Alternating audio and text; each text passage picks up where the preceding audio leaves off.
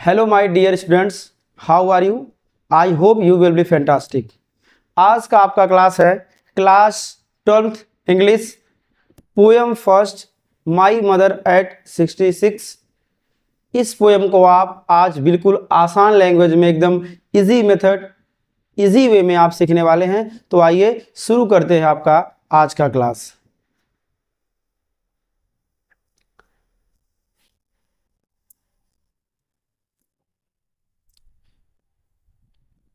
My mother at 66 poem Kamala Das द्वारा composed किया गया है। Kamala Das Indian English poet हैं और इन्होंने एजिंग जो नेचुरल प्रोसेस है उसके बारे में और ख़ासकर अपनी मदर के लिए इस पोएम को उन्होंने कंपोज किया है, लिखा है कि किस प्रकार उनकी मदर की जो डेथ जो काफ़ी जल्दी होने वाली है या वो बीमार पड़ी है उसके बारे में यहाँ पे बताती हैं। तो आइए शुरू करते हैं आज का एकदम बेसिक से आपका क्लास। तो सबसे पहले बात करते हैं, जो पोएम है ये 2 स्टैंजा में कवर किया गया है। फर्स्ट स्टैंजा को हम पहले कवर करते हैं, उसके बाद सेकेंड स्टैंजा को हम बाद में देखते हैं। तो सबसे पहले हम बात करते हैं स्टैंजा फर्स्ट की। स्टैंजा फर्स्ट को आप लाइन बाय लाइन समझिए। यहाँ पे मेन टेक्स्ट है, driving from my parents home. Poetess Kamala Das narrate करते हुए बताती हैं, कंपोज करते हुए कविता बताती हैं, driving from my parents home. Driving means Cochin last Friday. पिछले शुक्रवार को कोचीन से अपने माता पिता के घर से आते हुए, कहाँ? मॉर्निंग में आई सा माई मदर, मैंने अपनी माता को देखा। बिसाइड मी, मेरे बगल में। डज, उगते हुए। ओपन माउथड, मुंह खुला किए। हर फेस ऐसे लाइक, उनका चेहरा राख की तरह था। दैट ऑफ ए कॉर्प्स, लाश की तरह एक। एंड रियलाइज्ड विथ पेन, और दर्द का एहसास हुआ। मैंने आपको वर्ड बाय वर्ड बताया, अब ये समझिए इसका अर्थ क्या है। तो पोएटेस कमला दास नरेट करते बताते हैं कि पिछले शुक्रवार की सुबह को अपने माता पिता के घर से कोचीन से आते हुए मैंने अपनी मदर को अपने बगल बैठे हुए, उगते हुए और मुंह खुला करते हुए देखा। उनका चेहरा जो था वो एक लाश की तरह पीला हो गया था। उनका चेहरा एकदम लाश की तरह हो गया था और उन्हें क्या हुआ? उन्हें दर्द का एहसास हुआ। क्लियर? अब आगे बढ़ते हैं, क्या है? That she was as old as she looked.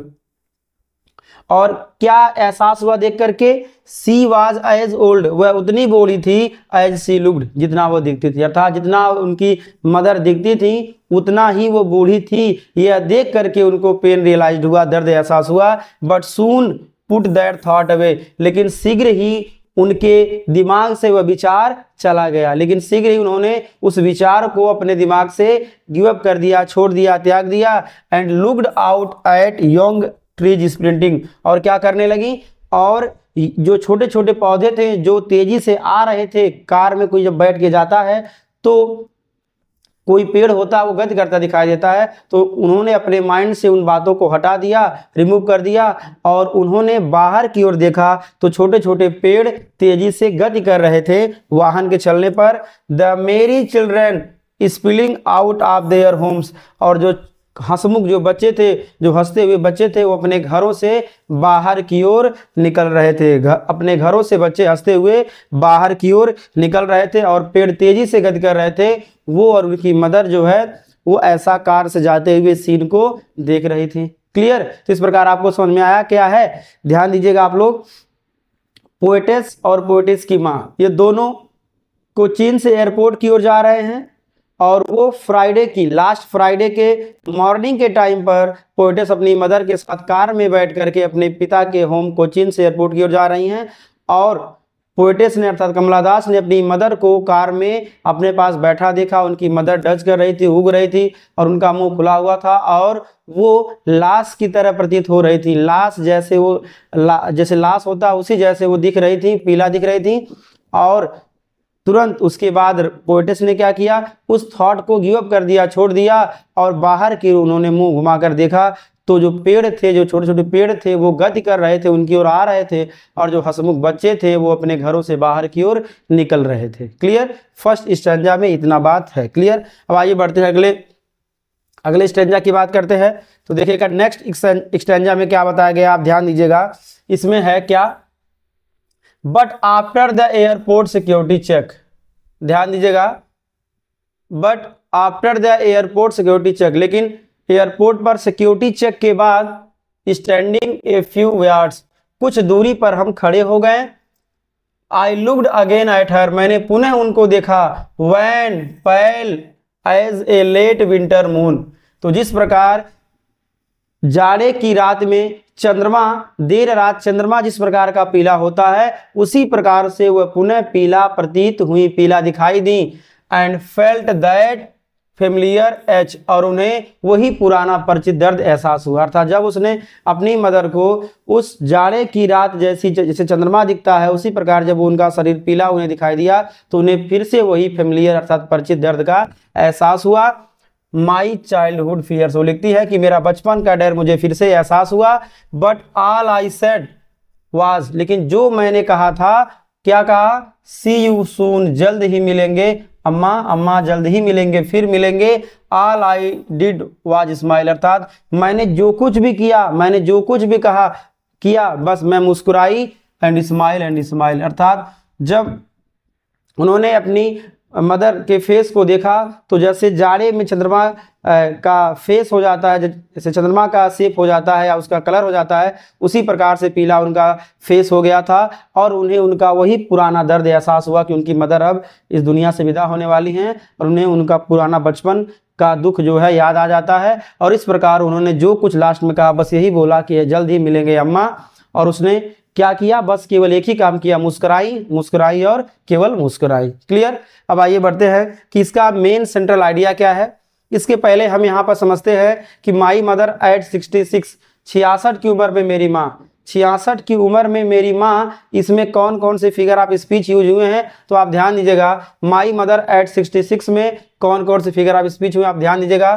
तो ये जो स्टोरी है, ये स्टार्ट्स लाइक, ये जो स्टोरी है ना, आपको ध्यान देना है, जो स्टोरी है, ये जो है, जो पोयम है, ये स्टोरी की तरह स्टार्ट होता है। जो पोयम है ना, ये स्टार्ट्स लाइक ए स्टोरी, जो पोयम है ये स्टोरी की तरह स्टार्ट होता है। जैसे कि driving from my parents home to Kochi last Friday, तो ये जो यहाँ पे लिखा हुआ, रिटन हुआ है, ये ऐसे स्टार्ट हो रहा है जैसे ये स्टोरी हो। क्लियर, अब हम बात करते हैं, यहाँ पर इस लाइन में कहीं पर कोई कॉमाज यूज नहीं किया गया है।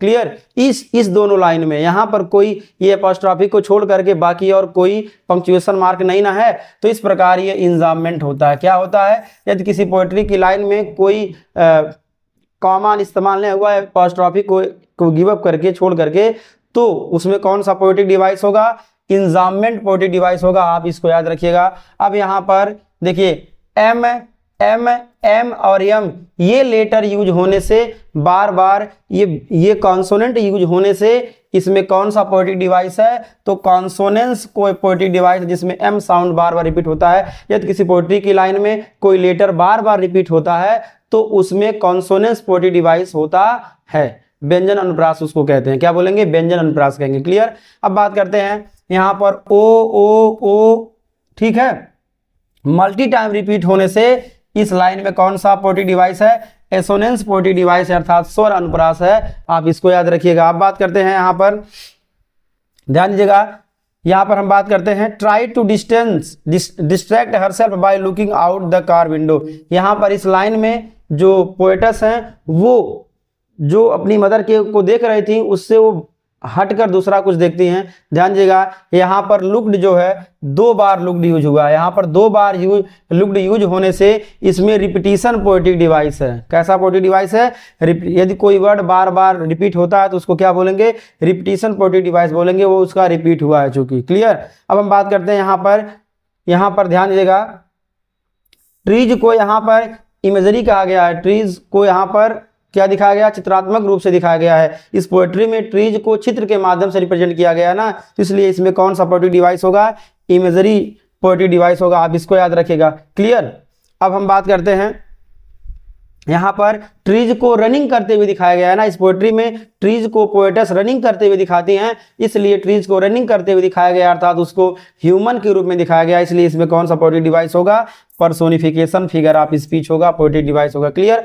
अब बात करते हैं इसमें M sound S sound repeat होने से, ध्यान देगा पोएट्री की लाइन में M M S S M letter S letter repeat होने से इस पोयम का जो नेम है इसमें कौन सा पोएट्री डिवाइस है, एलिट्रेशन है। क्या है, एलिट्रेशन, आप इसको याद रखिएगा। और ध्यान दीजिएगा इस दोनों लाइंस में ये फ्री वर्स है, इसमें कोई राइमिंग स्कीम नहीं है, इन दोनों में कोई राइमिंग स्कीम नहीं है, आप इसको याद रखिएगा। अब बात करते हैं हम सिमिली। सिमिली कहाँ पे यूज हुआ है, अब ध्यान दीजिएगा यहाँ पर आप जैसे देखेंगे like word, does open mouthed her face ऐसे लाइक, तो इसमें वर्ड लाइक यूज होने से, वर्ड लाइक यूज होने से इस लाइन में कौन सा पोएट्री डिवाइस है, ध्यान दीजिएगा इन दोनों लाइन में कौन सा पोएट्री डिवाइस है, ये दोनों चूंकि हैं सेम, दोनों एक से रिलेटेड है, तो ऐसा यूज होने से कौन सा पोएट्री डिवाइस होगा, ये सिमिली पोएट्री डिवाइस होगा, आप इसको याद रखिएगा। अब यहाँ पर ध्यान दीजिएगा एज वर्ड यूज होने से इसमें सिमिली पोएट्री डिवाइस हो जाएगा, poetry device he figure of speech होता है, याद रखिएगा। अब आपको ध्यान देना है इसमें T T T multi time use होने से इस लाइन में कौन सा पोएट्री डिवाइस है, कॉन्सोनेंस पोएट्री डिवाइस है, आप इसको याद रखिएगा। अब हम बात करते हैं यहाँ पर आई आई आई आई वावेल मल्टी टाइम यूज होने से इसमें एसोनेंस पोएट्री डिवाइस है, आप इसको याद रखिएगा। अब हम बात करते हैं सेंट्रल आइडिया क्या है, आपको ध्यान से सुनना और समझना है इस पोयम की सेंट्रल आइडिया क्या है। तो बात करते हैं सेंट्रल आइडिया क्या है, central idea of the poem.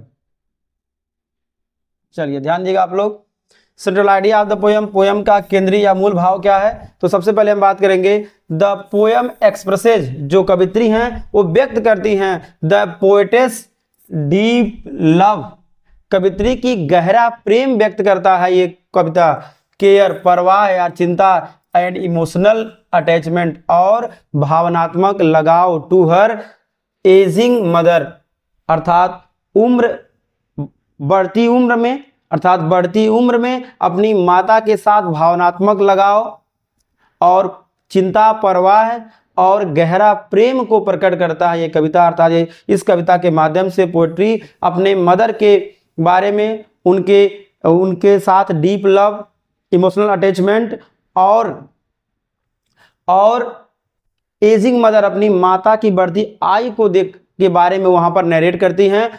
यहाँ पे यह भी बताया गया है while travelling to the airport, कवित्री यहाँ बताती हैं कि एयरपोर्ट की ओर जाते हुए see notice her mother's pale and lifeless face, वो अपनी माता के पीले और निर्जीव चेहरे को देखती हैं, which reminds her of the painful reality, जो उनके वास्तविक जो दर्द होता है उसको एहसास दिला देता है, ऑफ ओल्ड एज मने वृद्धावस्था की उम्र के, एंड अप्रोचिंग डेथ, उनके पहुंच रहे मृत्यु के, अर्थात उनकी आने वाली मृत्यु और उनकी वृद्धावस्था आयु की जो दर्दनाक वास्तविकता है उसके बारे में यह कविता उन्हें एक कविता बताता है। और जब अपनी मदर के फेस को देखती हैं तो उनकी मदर को वो उनकी आती हुई मृत्यु और उनकी बढ़ती उम्र, बुढ़ापे की उम्र उन्हें दिखाई देती है। आइए समझते हैं सेंट्रल आइडिया इस पोयम का क्या है। तो अब हम बात करते हैं पोयम के सेंट्रल आइडिया के बारे में। तो सबसे पहले आप ध्यान दीजिएगा सेंट्रल आइडिया क्या है। Central idea of the poem,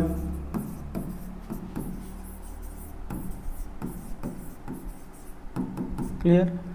तो लाइन बाय लाइन आपको हम समझाते हैं क्या इसका है सेंट्रल आइडिया। तो सबसे पहले बात करते हैं the poem expresses the poets deep love, ये जो कविता है ये कवित्री के गहरे प्रेम को व्यक्त करता है, केयर परवाह को, चिंता को व्यक्त करता है, एंड इमोशनल अटैचमेंट और भावनात्मक लगाव को व्यक्त करता है, टू हर एजिंग मदर, उम्र में बढ़ती हुई अर्थात उनकी माता की बढ़ती हुई उम्र के बारे में, उनसे भावनात्मक लगाव के बारे में और उनके परवाह और गहरे प्रेम के बारे में यह कविता बताता है, क्लियर।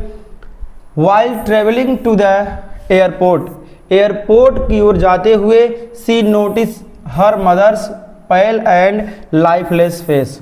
पोएट्री में यह विशेष ध्यान दिया गया है कि उनकी मदर क्या करती है, तो कवित्री यहाँ पर अपनी मदर के पीले चेहरे को फोकस करती है, देखती हैं, और उनका चेहरा जो एकदम लाइफलेस है, निर्जीव है, बेजान पड़ा हुआ है, और which reminds her of the painful reality of old age. और यही देखना उनके वृद्धावस्था की दर्दनाक वास्तविकता को दिखा देता है, वो बता देता है, याद दिलाता है। और उनकी जो आने वाली जो अप्रोचिंग जो डेथ है, अर्थात उनकी मदर की जो अभी होने वाली जो आने वाली मृत्यु है वो, और उनकी वृद्धावस्था आयु की जो दर्दनाक, जो दर्द से भरा हुआ जो वास्तविकता है, उसको याद दिला देता है। कब? जब कवित्री अपनी मदर के फेस को, पीले फेस को देखती है। This makes her recall her childhood fear of losing her mother. अब अपनी मदर को देखना ही उन्हें उनके बचपन के डर को याद दिला देता है। किस डर को? लूजिंग हर मदर, अपनी माता को खोने का उनके बचपन का डर उन्हें याद हो जाता है जब पोएटेस अपनी मदर के पेल फेस को लुक करती है, देखती हैं। How ever instead of expressing, अभिव्यक्ति के स्थान पर, अर्थात वो अभिव्यक्ति नहीं करती, कुछ बोलती नहीं हैं, वो सैडनेस, उदासी और अभिव्यक्ति के स्थान पर सी हाइड्स हर पेन, वह अपने दर्द को छुपा लेती हैं। विथ रिपीटेड स्माइल्स, बार बार मुस्कुराते हुए वो अपने दर्द को छुपा लेती हैं। टू गिव होप, उम्मीद देने के लिए, and courage to her mother, अपनी माता को उम्मीद और साहस देने के लिए वो अपने दर्द को छुपा लेती हैं। She doesn't express her pain before her mother because she hides the pain। वह दर्द को छुपा लेती हैं और अपनी मदर को उन्हें दर्द का एहसास नहीं होने देती हैं। ये इस कविता का सेंट्रल आइडिया है, आप इसको याद रखिएगा, एग्जाम में आएगा, आप ऐसे सेम टू सेम आप पुट आउट करके चले आइएगा। क्लियर? अब हम बात करते हैं पोएट्री का थीम क्या है। देखिए, थीम और मैसेज को मिलाकर आप सेंट्रल आइडिया को लिख सकते हैं। तो थीम माने क्या होता है विषय वस्तु। तो किन किन बातों पर, किन किन मेन टॉपिक पर ये पोएम बेस्ड है। तो सबसे पहले बात करते हैं love between mother and daughter. तो माता और पुत्री के बीच में प्रेम, इसको फोकस किया गया इस पोएम में, अर्थात इस पोएम में मदर और डॉटर के बीच अफेक्शन, लव, इमोशनल अटैचमेंट को यहाँ पर कंपोज किया गया, इसके बारे में बताया गया। इस पर ये आपका पोएम है।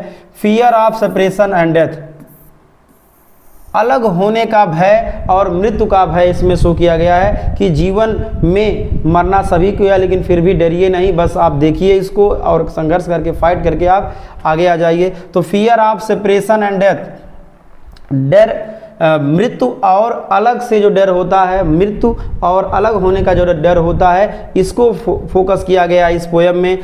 थर्ड है contrast between youth and old age, अर्थात youth means life and old age means death, अर्थात मृत्यु और जीवन के बीच, यौवन और जीवन के बीच, यौवन अर्थात जीवन और बुढ़ापा, अर्थात जीवन और मृत्यु के बीच यहाँ पर विरोधाभास बताया गया है। इनकी विरोधाभास नहीं, जीवन और मृत्यु की तुलना यहाँ पे किया गया है।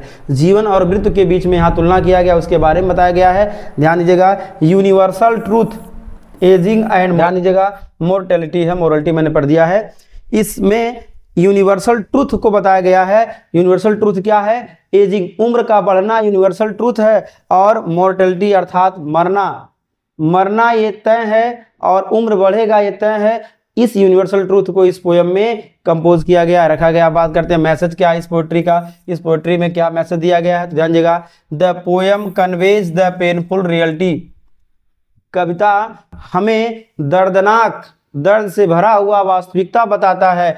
That ageing death are inevitable, कि उम्र और जो मृत्यु है, उम्र का बढ़ना और मृत्यु क्या है? अपरिहार्य, अर्थात उम्र बढ़ेगा, मृत्यु होगी, ये निश्चित है। ये कविता हमें एकदम दर्द से भरा हुआ दर्दनाक वास्तविकता से परिचित कराता है कि उम्र बढ़ेगी, यदि पृथ्वी पर पैदा हुए हो तो आपकी उम्र बढ़ेगी और आपकी डेथ होगी, ये एकदम निश्चित है। ये कविता हमें संदेश देता है, इसलिए आप घमंड ना करें। Don't be proud of your knowledge, wealth. Even though separation from loved ones is certain, even though, भले ही सेपरेशन फ्रॉम लव्ड, भले ही प्रेम से, प्रेमिका से आप अलग हो जाते हैं, वंस इज सर्टेन, ये निश्चित है, भले ही आप किसी के प्रेम से अलग हो जाते हैं, एक दूसरे से अलग हो जाते हैं, लेकिन ये तय है कि आपका उम्र बढ़ेगा, आप मरेंगे, ये फिक्स है। अब बात करते हैं, we must accept it with courage, और हमें इसे अवश्य साहस के साथ स्वीकार कर लेना चाहिए, लव एंड होप, प्रेम और उम्मीद के साथ, हमें इसे प्रेम, उम्मीद और साहस के साथ इसे स्वीकार करना ही चाहिए, अवश्य करना चाहिए। और हमें ये जो उम्र का बढ़ना है, जो मृत्यु है, इसको हमें स्वीकारना चाहिए, क्योंकि हमें एक दिन मरने ही वाले हैं। अब हम इस पोएम के एमसीक्यूज को कवर करते हैं। फर्स्ट एमसीक्यूज है, who is the poet of the poem my mother at 66, अर्थात माई मदर एट 66, 66 की उम्र की मेरी माँ पोएम की कवित्री कौन है? तो इसका राइट आंसर है कमला दास। क्वेश्चन नंबर ए का राइट आंसर है A, Kamala Das. Clear. Question number 2 है, what is the central theme of the poem? कविता का केंद्रीय थीम क्या है, सेंट्रल थीम क्या है? तो इसमें है option love and nature, childhood memories, fear of losing A loved one, adventure and courage. तो इसका राइट आंसर है fear of losing A loved one. Question number 2 का राइट आंसर क्या है? सी है, fear of losing A loved one. Clear. अब बढ़ते हैं क्वेश्चन नंबर 3 की ओर। क्वेश्चन नंबर 3 है, the poet compares her mother's face with which of the following, अर्थात कवित्री ने अपनी माता की चेहरे को किससे तुलना करती हैं? तो इसका राइट आंसर हो जाएगा लेट विंटर्स मून, अर्थात देर रात्र में जाड़े की रात की चंद्रमा से इसकी तुलना करती हैं। क्वेश्चन नंबर 4 है, where was the poet going when she looked at her mother?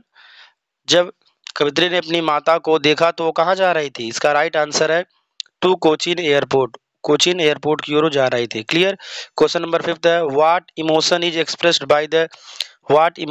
Expressed by the poet in the poem? कवित्री द्वारा कविता में कौन सी भावनाओं को व्यक्त किया गया है? तो इसका राइट आंसर है सी, पेन ऑफ सेपरेशन, अर्थात अलगाव का दर्द, अलग होने का दर्द, यही एक्सप्रेस किया गया है पोएट्री में। क्वेश्चन नंबर 6 है, what did the poet notice about her mother when she looked at the closely? जब उसने अपनी माता को निकट से देखा तो उसने क्या नोटिस किया, क्या देखा? तो इसका राइट आंसर है she looked weak and pale, वह कमजोर और पीली दिखी। क्लियर। क्वेश्चन नंबर 7 है, which poetic device is used in pale as late winter's moon? तो इसमें एज वर्ड यूज होने से इसमें सिमिली पोएटिक डिवाइस है, अर्थात सिमिली फिगर ऑफ स्पीच है। क्लियर। क्वेश्चन नंबर 7 का राइट आंसर क्या हो जाएगा? ए हो जाएगा। क्लियर। क्वेश्चन नंबर 8 है, how did the poet try to distract herself from the painful thought of her mother's ageing? इसका हिंदी ये होगा कि कवित्री ने अपनी माता के बढ़ती उम्र के दर्द भरे उस विचार को दूर करने के लिए क्या की? तो इसका राइट आंसर है by watching the trees and children outside, वो बाहर की ओर बच्चों और पेड़ों को देखने लगी हैं, ये इसका हो जाएगा राइट आंसर। क्वेश्चन नंबर 9 है, what did the poet hide behind her smile at the end of the poem? कविता के अंत में कवित्री ने अपने पीछे क्या छिपाया है? क्लियर। तो 9th का आंसर क्या होगा? सारो and fear of losing her, इन्होंने यही छिपाया है, सारो and fear of losing her mother, अपनी दुख और माता के खोने के अपनी माता को खोने का भय और दुख को ये छिपा लेती हैं स्माइल स्माइल स्माइल करके। क्लियर। क्वेश्चन नंबर 10 है, my mother at 66 is written in which form? अर्थात माई मदर एट 66 किस रूप में लिखा गया है? तो ध्यान देना, ये फ्री वर्स है, ये छंद मुक्त है। ठीक है, ये मुक्त छंद है, इसमें कोई मीटर यूज नहीं हुआ है। क्लियर। तो इस प्रकार आप लोग डेली इंग्लिश बाय देवा यूट्यूब चैनल पर ऐसे इंग्लिश आप डेली स्टडी करते रहिए। Thanks for watching my video. जय हिंद।